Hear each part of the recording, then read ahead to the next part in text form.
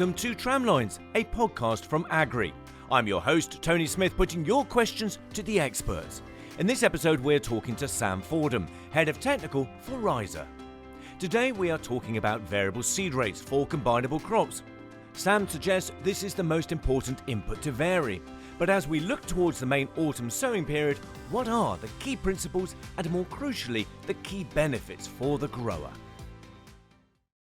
So, good morning to you, Sam. Morning, Tony. Good morning to you, and great to have you back here on Tramlines for yet another fantastic podcast. But here we are talking about variable seed rates. So tell us a little bit about, in terms of context, what are we talking about here? Yeah, so variable seed rate's nothing new. It's been around in the precision farming industry for about 10 years. And the technology that we use to do variable seed rate again is nothing new. It's something that's been around for a while, but I think the understanding what we're trying to achieve with it and what a tool like this can do for a farmer has changed over the years. Our understanding of what we're trying to achieve in the first place has moved on, and we've gone from wanting to see an even yield map, which when I started 10 years ago was the buzzword. We want an even crop and an even yield map, to understanding how we can use seed rates to manipulate a crop in the early stages of that crop to come into the spring with something that you can maximize the output from. And Sam, I've heard you refer to base rates as a principle before. Can you tell us a bit about that? What does it mean? So the base rate of a crop, whether you work in kilos a hectare or seeds per metre squared, that's the rate that you set, and you say, okay, this field with these conditions and this variety at this time, I'm going to have a base rate of 350 seeds per metre squared. And naturally, depending on the crop, whether it's where it is in the rotation, so a first or a second cereal, dependent on your soil type, the date you're drilling, most farmers will be varying the base rate of the seed across the farm. They wouldn't just go, right, everything's getting X amount of kilos a hectare of seeds per metre squared. So the principle of variable rate is taking that base rate and then plus and minusing it by a percentage or an absolute figure, but within the field. So instead of taking each field in isolation, it's saying, okay, well, this field has subfields within it, if you like. It has areas that are different, and those areas we can take that base rate and manipulate that in those areas to achieve the desired outcome. And that desired outcome is really important, isn't it, in terms of production and farm resilience, farm sustainability. So across the UK, what percentage of farmers are adopting this technique? It's surprisingly low. Like I said before, the changing of a base rate on a field level, most farmers would be doing that, but manipulating that rate within a field boundary, I would say if there was 40% of the UK cereal or combinable acreage doing that, that would be probably an overestimate. Right. Okay. Very interesting. And so let's talk about, why are we looking at this? Why are we talking about this today? So the whys and whats of variable seed rates. Tell us a bit more about what we're trying to achieve, Sam. Well, I guess the principle, the marker of success for variable seed, in my opinion, is to come out of winter with that crop in the best possible position that you can achieve. And if we go into a field in October and we apply a seed rate, that seed rate will go in the ground, and then the crop will establish. Now, the first point is the establishment of that crop. Different soil types will have different establishment percentages. So your heavier ground may have a lower percentage establishment than your lighter or kinder ground within a field. So the first point is to try and even up that establishment. So you're setting the crop up right from the start. You then move through, and there's a lot happens to that crop between the minute the drill leaves the field to when you come out of spring, and your first sort of nitrogen applications, your your first new application to that crop. And we kind of have to prepare for the worst case scenario. And what we want to achieve is to have a plant stand count that can support the yield we're expecting from that field in the spring. And if we take some benchmark figures, AHDB wheat growth guide's a fairly good place to pull figures from. It's fairly robust. You want to be having at least 260 plants per metre squared in the spring, that winter survival. As I said, we've got different soil types will have different establishment percentages. So you may get your 260 on some soil types at 350 seeds per metre squared, but on the heavier soils that might have to be 450 to achieve that spring count of 260. But you may have areas on your lighter soil or kinder soil that you can drop the seed rate down to 280, 290, 300 and still achieve that plant count in the spring. And what we want to do is make sure that when we start applying products, whether it's crop protection or fertilizer in the spring to those crops, that we've got no limiting factors in there already. We've done some trial work that looks at seed rates, and there's lots of other companies that have done trial work with seed rates, but there is a critical drop off that once you start getting below 280 seeds or 280 plants established with your winter losses, you struggle to get to the 260 in the spring, and we do see a yield drop off because of that. So we see a negative impact on yield just purely down to having not enough seeds in the ground to start with. So that really describes what you said to me before, which is getting that crop set up from the start. This is what we're trying to achieve, isn't it? As I said, we don't want to put any limiting factors in the crop from day one, and seed is the first input. Sometimes I think that's not necessarily emphasized enough how important that first input is, because if there's no seed in the ground, it's not going to grow.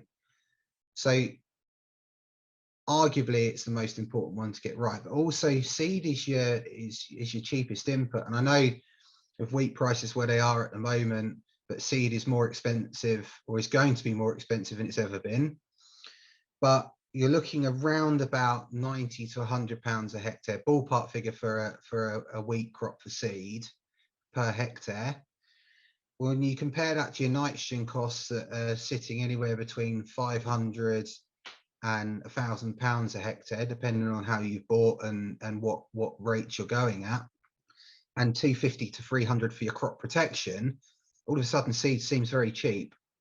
So perhaps we can be a bit more liberal with the seed. We can load areas up more, and that then makes sure that we're not underutilizing the expensive inputs of fert and crop protection in the spring. And one big farmer that I deal with, his sole the sole thing he wants to achieve with variable seed rate is to have a homogeneous crop in the spring. And then he hasn't got to worry about variable fertilizers or playing around with crop protection. He believes that if he sets that crop up right from the start with a seed rate, that he'll have that homogeneous even crop in the spring, and then everything else will be utilized to its maximum. Sure. So the focus of the discussion right now has been around, winter cereals. So how applicable is this concept with regards to other combinable crops? It's just a base rate and a percentage. And we do variable seed across the RHIZA portfolio. We will do variable seed on pretty much every combinable crop at somewhere in the country. But at the end of the day, as I said, it's a base rate with a percentage change. And if you're looking at oilseed rape, for example, where you might be down to 2.5 kilos a hectare with a hybrid seed, your 10, 20, 30% up or down is still a percentage of that. So you still are affecting the density of that plant population. Now, oilseed rape's a bit of a funny one. Those that do it swear by it. and others say, well, actually everything else is trying to kill my oilseed rape, so I'm just going to drill it thicker across the field and that's going to be it. But certainly things like beans, I mean, I've combined a fair bit of beans in my time, and you sit on the combine and the bean crop never looks thick enough at harvest. But there is some significant issues with having particularly winter beans too thick a crop in the spring with chocolate spot and things like that. So actually managing pulses with free seed rate is quite a useful tool in the armory. You're making some really interesting points here, Sam, and I like that point about this being the setup point for that crop for the growing season. For those listening today, how can they adopt, how can they take this technique on board more fully for the next season? That's a really good question, Tony, because actually there's several levels a grower can get involved. And I don't think variable seed seems to be one of those things that you feel, oh, I've got to have a drill that's capable of doing variable rate. I've got to have a GPS system on the tractor, etc. And in the ideal world, yes, you do. It'd be nice that we could go through the process building maps, etc. But actually, you can vary your seed rate doing it sort of on a manual scale. If you've got a drill that's got radar ground speed, so it's not land wheel driven, you can plus and minus the box on the go in the cab. So you will know where there's areas that it will go flat if you get too good a crop, and you can wind that back on the go. And likewise, your turning headlands, areas around woods, the usual suspects for poor establishment or crops that just are slower to get going in the spring. That can be done manually in the cab. You can look back at historical satellite imagery and help use those images to help you make the decision. And there's RHIZA are one of many providers of satellite imagery, and our customers will have imagery for as long as they've been with us, but they can also request backdated imagery for a certain amount of seasons.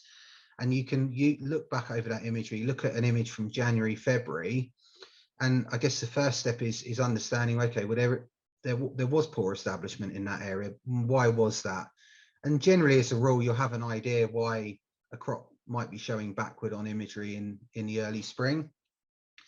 And like I said, you can do one of two ways then. You can either do that manually on the fly with plus and minusing in the cab, or we have a tool that's sort of an entry-level seed planning tool where you can take that image that you've identified as showed as having establishment issues and turn that into a plan which you can then utilize through your GPS equipment if that's what you've got on farm. Yeah, sure. So tell us a bit about the product contour, because I was fascinated about just how that can turn those maps into specific job sheets on farm. So that's the next step, isn't it? Automating it and helping you with actually your workload and getting it even more precise.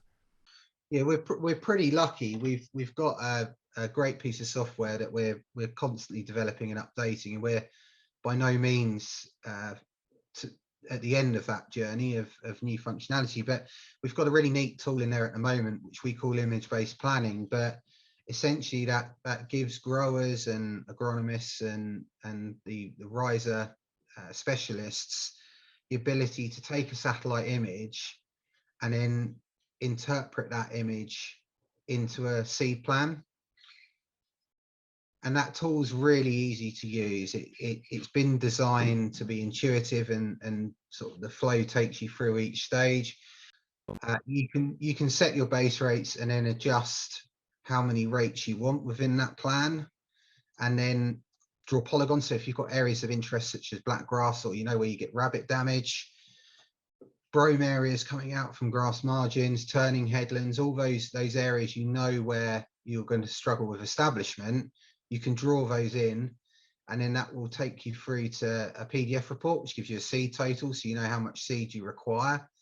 If you're in the position where you've already ordered your seed, so you've got a stock in shed, you can use these maps to best distribute that seed you've got in store to the areas where it's most needed. So instead of doing a flat rate across the whole lot, you can say, okay, I want to target more seed here. I know I can trim some seed from another area to essentially rob Peter to pay Paul.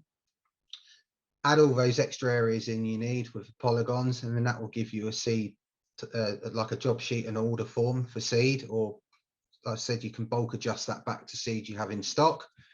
And then it's a case of producing GPS files, plugging them into the box, and away you go. It's a really slick, quick, and easy process. Yeah, it sounds incredibly valuable as a tool, actually. Just interestingly, in terms of this very, very dry summer, has that revealed more data in your maps that maybe you hadn't seen before?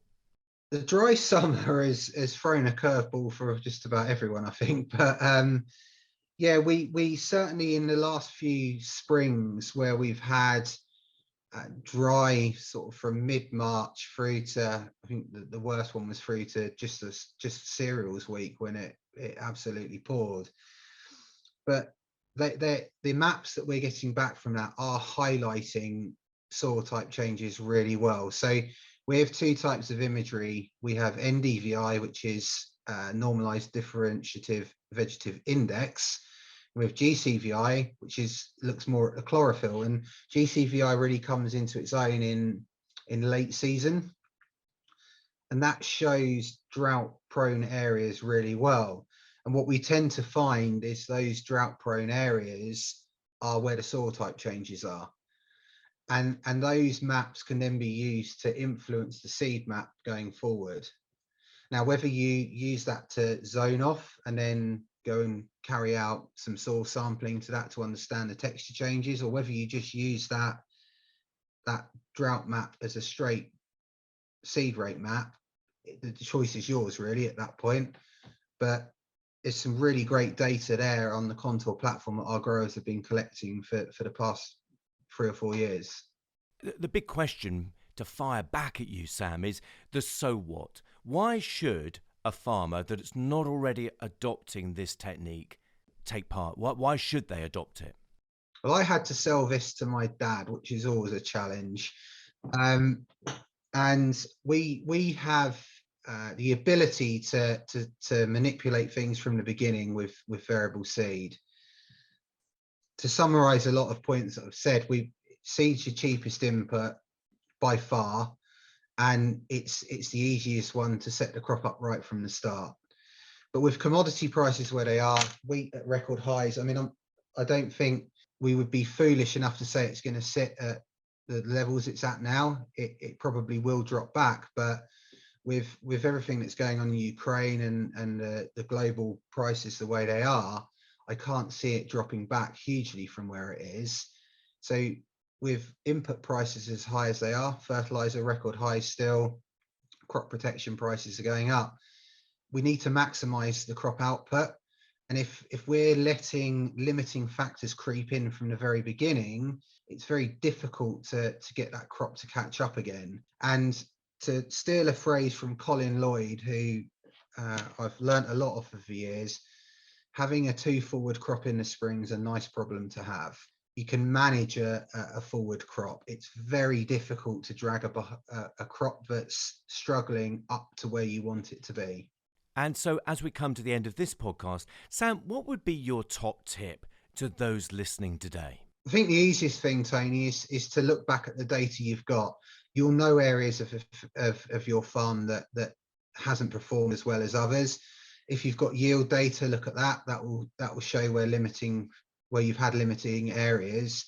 But also take advantage of satellite imagery. It's a great tool for showing you crop variation and hopefully understanding where you've had those limiting factors come in. And from that, speak to someone such as someone from RHIZA. They'll point you in the right direction of how to get the best out of that. Well, thank you, Sam, for sharing your technical expertise around variable seed rates and the real benefits for arable farmers. That's it for this podcast, but do tune in again as we meet the experts throughout the season, exploring the many immediate and longer-term questions for growers and farmers in the UK. If you have any questions that you'd like us to ask the experts, email info@agri.co.uk. See you next time.